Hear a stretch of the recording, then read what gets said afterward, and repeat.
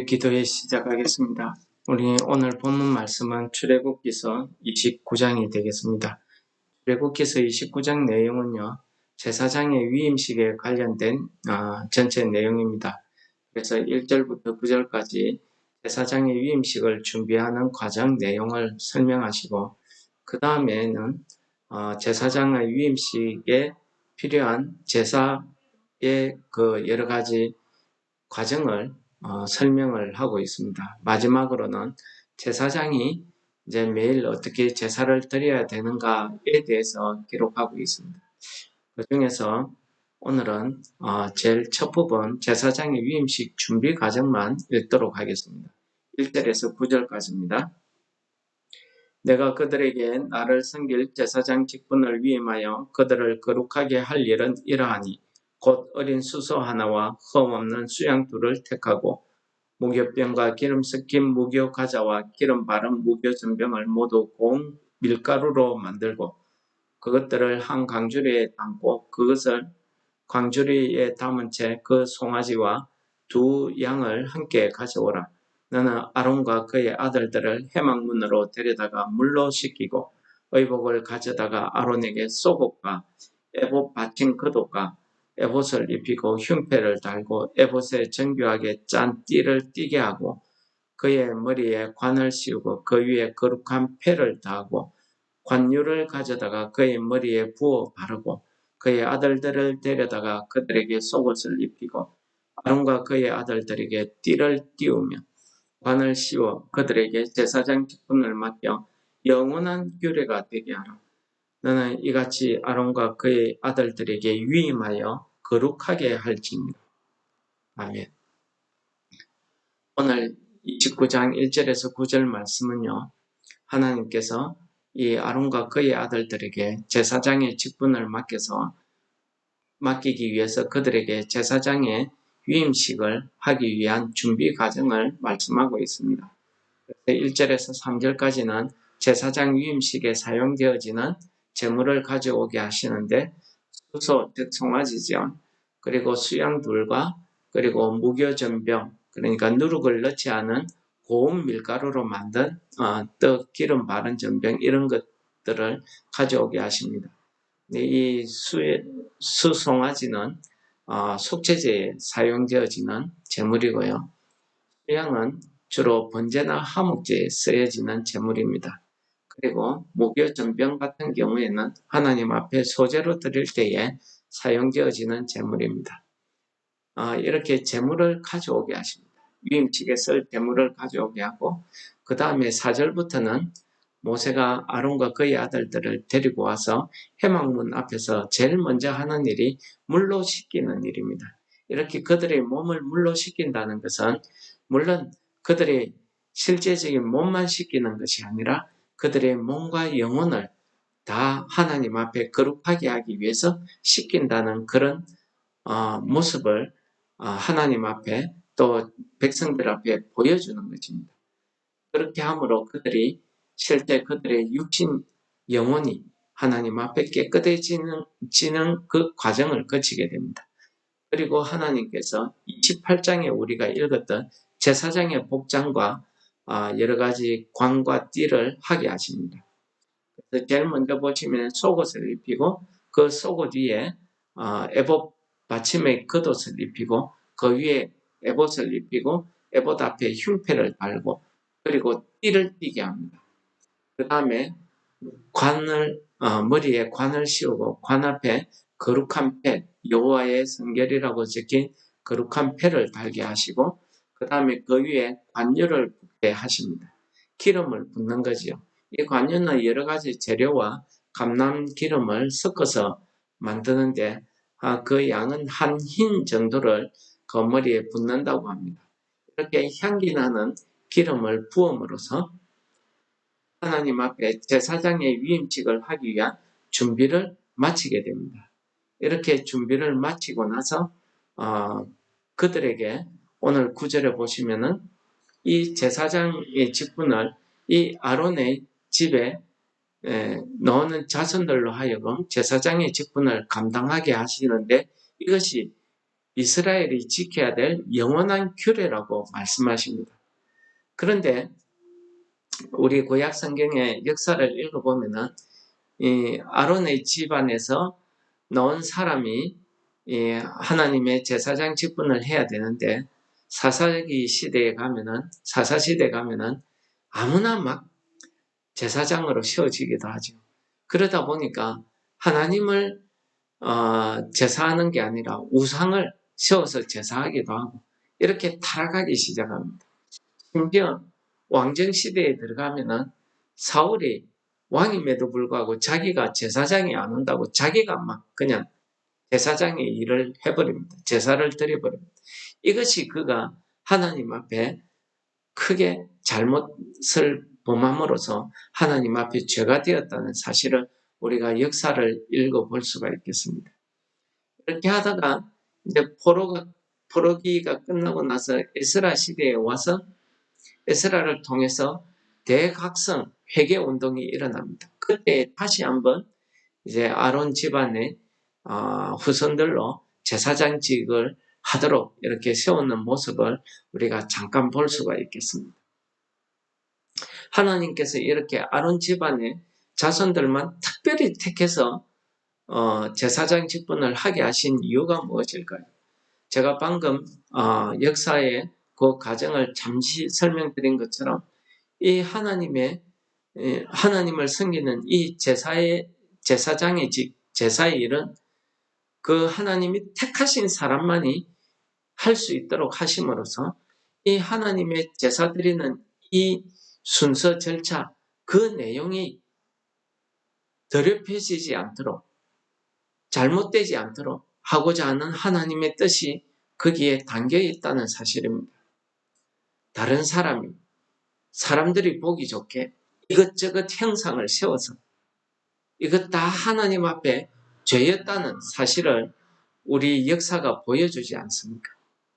그러므로 하나님께서 이들을 거룩하게 하셔서 이 제사장 직분을 맡기기 위해서 이들을 이 위임식을 하게 하신다는 말씀을 오늘 9절에 하고 있습니다. 오늘 9절에 보시면은 오늘 본문에 보시면은 이 제사장직을 하기 위해서 이렇게 물로 씻기고 옷을 입는 순서도 이렇게 딱 정해져 있습니다. 그리고 그 위에 관을 씌우시고 관유 기름을 부으시죠. 오늘 이렇게 관유 기름을 부으신 이 기름은 우리 성경에서 성령을 뜻하고 있습니다. 그래서 성령의 역사하심을 충만히 임재하심을 우리가 의미하기도 합니다. 근데 오늘 중요한 것은 하나님 앞에 세워지는 이 제사장의 복장입니다. 이 제사장으로 세워지기 위해서는 하나님이 정한 그 옷을 하나님이 정한 그 순서대로 이렇게 갖추어 입어야 된다는 사실을 오늘 본문 말씀이 우리에게 가르쳐 주시는 것 아니겠습니까? 우리가 이렇게 하나님 앞에서 하나님이 정하신 이런 복장을 우리가 갖추어 입어야 하나님 앞에 이렇게 제사장으로서의 직분을 행할 수 있다는 것을 깨달았습니다. 그럼 이 말씀을 오늘 우리가 이 세상을 살아갈 때 우리가 어떻게 받아야 되겠습니까? 고린도전서 2장 9절에 있는 말씀처럼 하나님이 많은 백성 가운데 우리를 택하셔서 왕같은 제사장으로 세웠다고 해서 우리가 거룩해지겠습니까? 에베소서 6장 9절에서는요. 하나님께서 그 거룩하신 하나님의 그 교회를 세우기 위해서 이렇게 말씀하고 있습니다.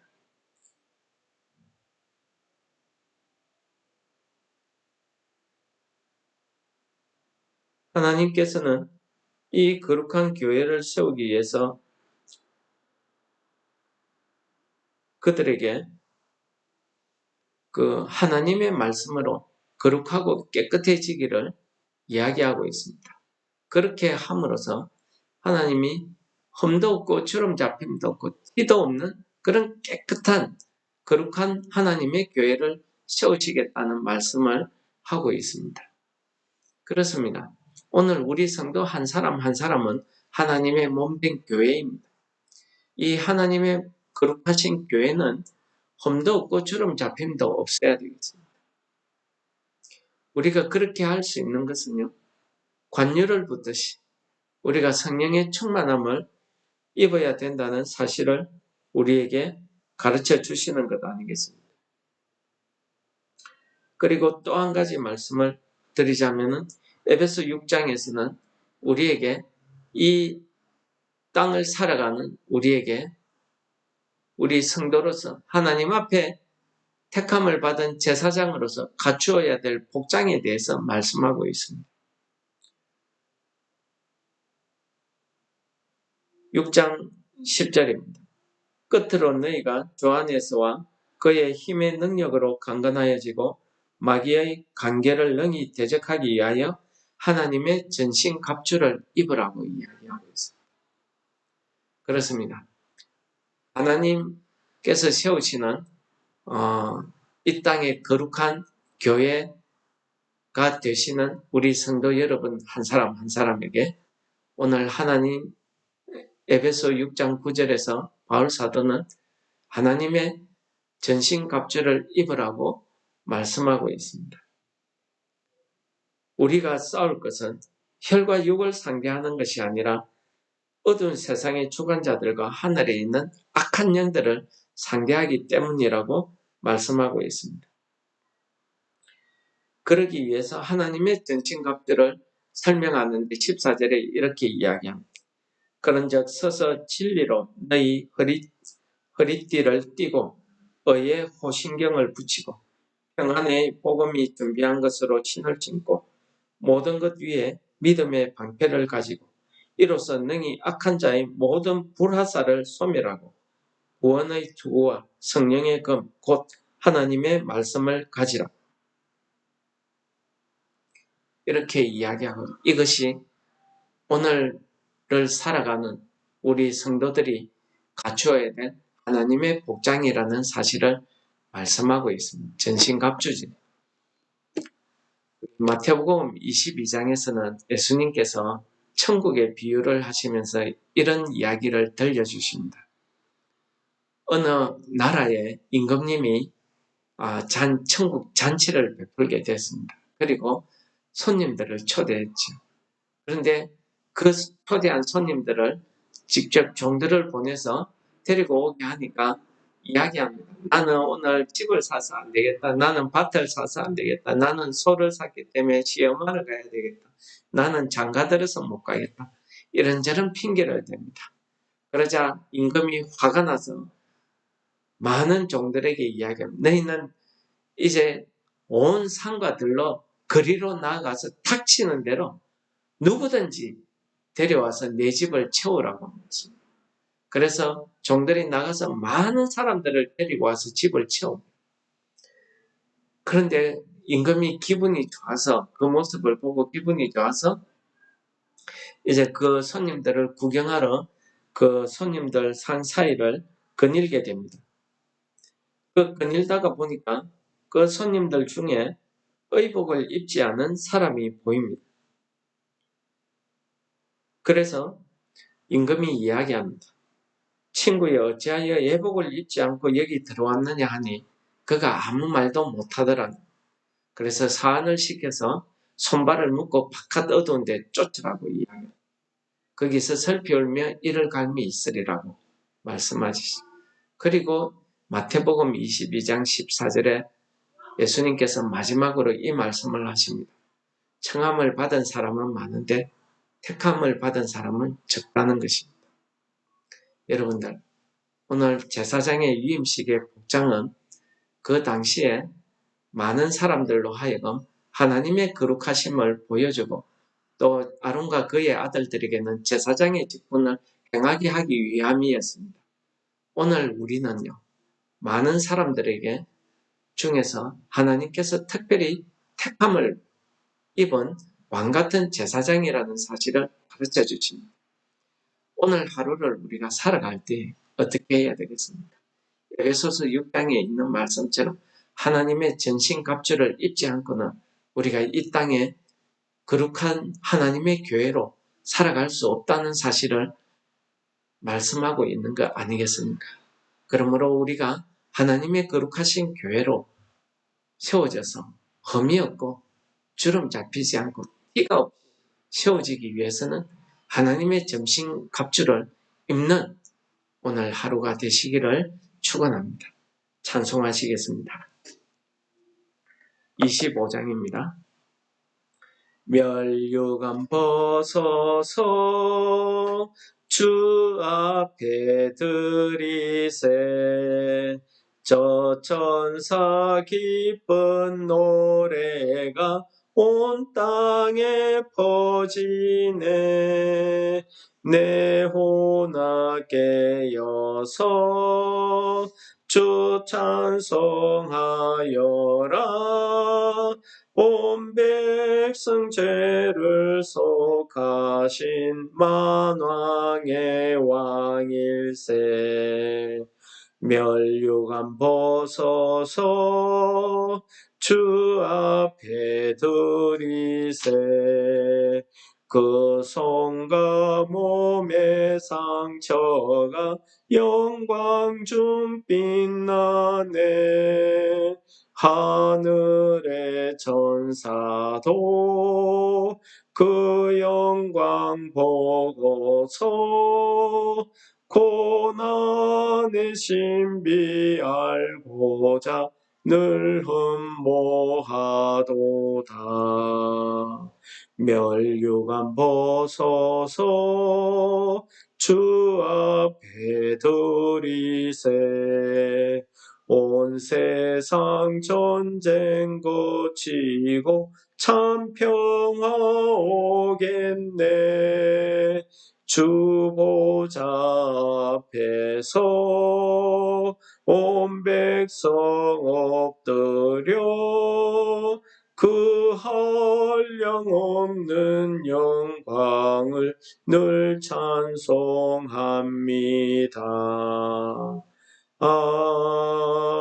아멘. 거룩하신 하나님 아버지 감사합니다. 많은 사람들 가운데 저희들을 택하여 주셔서 하나님의 거룩하신 교회로 채워주심을 감사합니다. 오늘 본문 말씀처럼 임시 복장을 한 그 아론과 그의 아들들처럼 하나님께서 우리를 하나님의 교회로 채우시기 위해서 택하여 주셨는데 하나님 우리가 이 땅을 살아가면서 하나님의 교회로서 흠없고 주름 잡힘도 없고 티가 없이 채워지기 위해서 하나님의 점심값주를 우리가 입는 오늘 하루가 되게 성령 하나님 우리를 인도하여 주시옵소서. 하나님이 그 제사장 머리에 거룩한 관유를 부어서 제사장으로 세우신 것처럼 오늘도 성령의 충만한 기름으로 우리에게 부어주셔서 우리가 오늘 하루를 살아갈 때 하나님의 거룩한 교회로서의 삶을 감당케 하여 주시옵소서. 예수님 이름으로 감사기도 드립니다. 아멘. 하늘에 계신 우리 아버지여 이름이 거룩히 여김을 받으시오며 나라가 임하시오며 뜻이 하늘에서 이룬 것 같이 땅에서도 이루어지이다. 오늘날 우리에게 일용할 양식을 주옵시고 우리가 우리에게 죄 지은 자를 사하여 준 것 같이 우리 죄를 사하여 주옵시고 우리를 시험에 들게 하지 마옵시고 다만 악에 쓰고옵소서. 대개 나라와 권세와 영광이 아버지께 영원히 있사옵나이다. 아멘. 우리 기도하시겠습니다.